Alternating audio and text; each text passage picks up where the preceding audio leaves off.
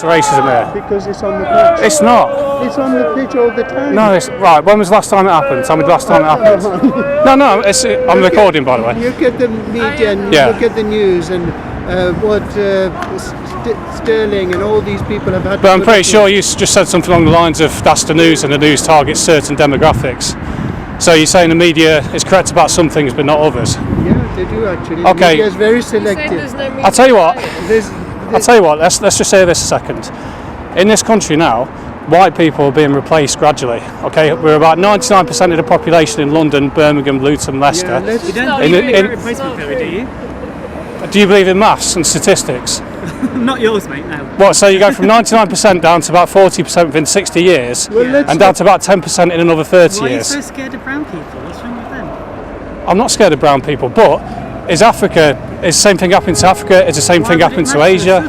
What happened about? So you're happy being replaced? Wait, shut up! Don't do that to me. What happened about the Europeans? Are you going in stupid? and taking all We go from 100%, well 99%, down to less than 50% within 60 years. I'd like Europe to stay full of Europeans. I'd like Europe to stay full of Europeans. Yeah, that would have been great. Asia. If they hadn't gone into Africa. And oh, here we go. Here we go. It's revenge. See, they're admitting it's revenge. No, it's oh yeah, revenge. run away because you got someone standing up to you. But they destroyed all these countries and they took over and colonised them. Okay, so you're doing the same to us. Africans nations are doing the same to us. No, it's not about. We're being colonised and replaced because they couldn't survive here. They went and migrated and took over the whole place and sucked out all the resources. So now this is revenge. It's not revenge. It's about. So what else? How else would you describe that? No, so Europeans go to your country. What's a European? That's wrong. All right. What's an Asian? What's an African? Come on, answer it. Are you the same person that says what's a woman? Are you the same person that says what's a woman? Yeah, you fuck off and all. You brought politics to here. No one's questioned you. I'm questioning you. Okay. Yeah. Go to a taxi rank in Rotherham where white girls are being raped. You won't do that though, will you? It is happening because I've seen it firsthand, you idiot. You're denying it. Absolute scumbags. Wankers. I fucking hate them. Sorry mate, I'm just wound up. You're right, all.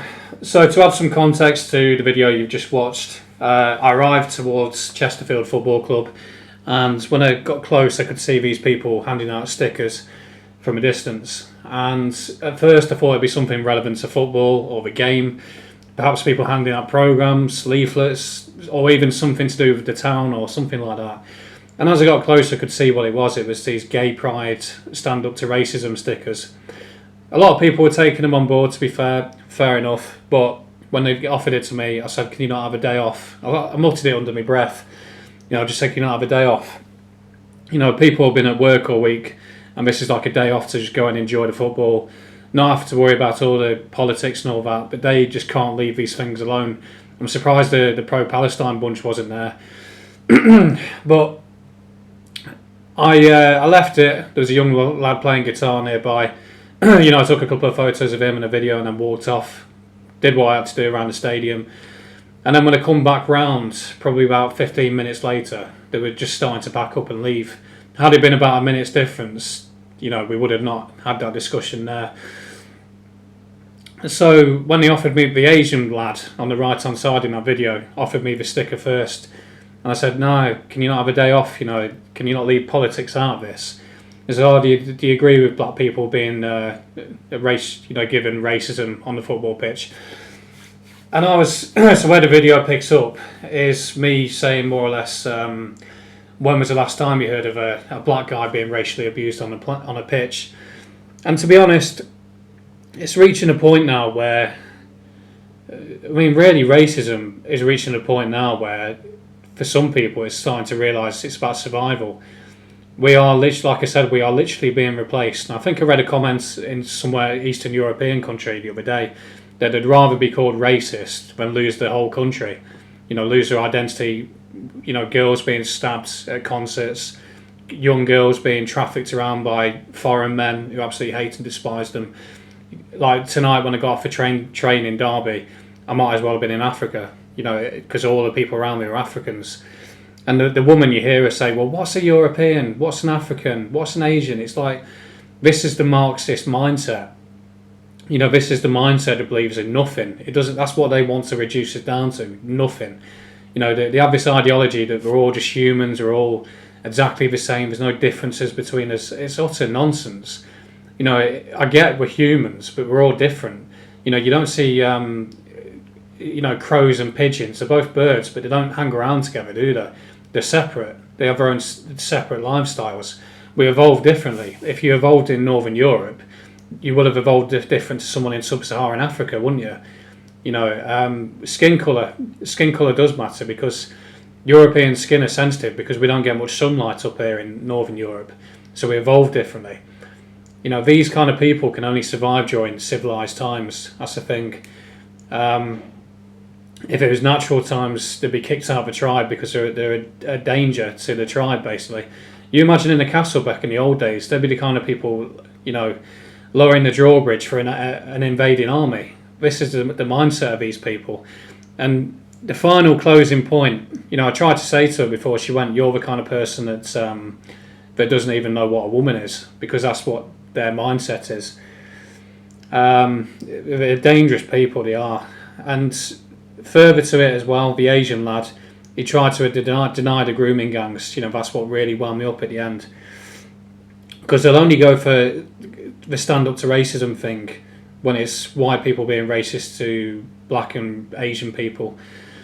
But they'll never ever go like chasing down the grooming gangs up in Rotherham or Rochdale, or make a big deal of the Southport incident, which may have been racially motivated. You know, they're only concerned about one kind of racism. That's the thing. And like I said to the guy afterwards, there was a guy on a bike that I was chatting to afterwards.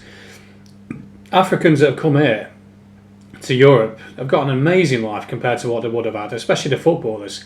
They're getting paid thousands of pounds a week, if not hundreds of thousands of pounds a week, to kick a football around. You know, us getting into a nice Mercedes and driving off afterwards. Their ancestors didn't build this country, they've just come here and it's all been built. You know, they've done amazing. The main demographic I always see that's homeless is white British people. You know, if we want to make equality, why don't we have more Africans and Asians on the streets as well? But you're probably quite content seeing white European men being on the streets, because deep down you're the racists when you get down to it. I think the guy, that weird looking penguin thing with the glasses, I think he might have taken a photo of me, to be fair, so if I get exposed tonight, then so be it. I've had enough. Yeah, I don't regret anything I said. When I've reviewed it afterwards, I don't think I did that badly. The only reason I really started raising my voice and getting wound up because the Asian lad started shouting at me and I just lost my temper. He's very passive aggressive as well. To begin with, he's really softly spoken and kind of snidey.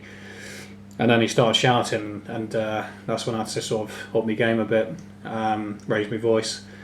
Yeah, it does say a lot. They always walk away, you know, when you take these people on. I remember this time 10 years ago, the first time I ever challenged one of these people, like, you know, refugees welcome, and they left, you know. They don't like being challenged because their ideology soon starts crumbling when you challenge it. Yeah. I just thought I'd add some context to what the video is about, what actually happened. So that'll do. Cheers. Oh, sorry, one final point as well. The guy said, I think you'd like it to be 100% white. And the thing is, I thought about this afterwards because I couldn't remember what I said. I said it well. I said, well, Europe for Europeans. Nothing wrong with that at all. Asia for Asians, Africa for Africans.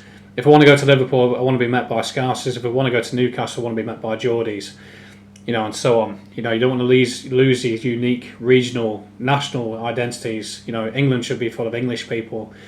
Like I said earlier on, these people want to reduce it down to just nothing.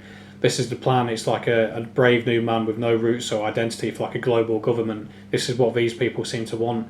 But like I said, the useful idiots, the foot soldiers of the left, the far left.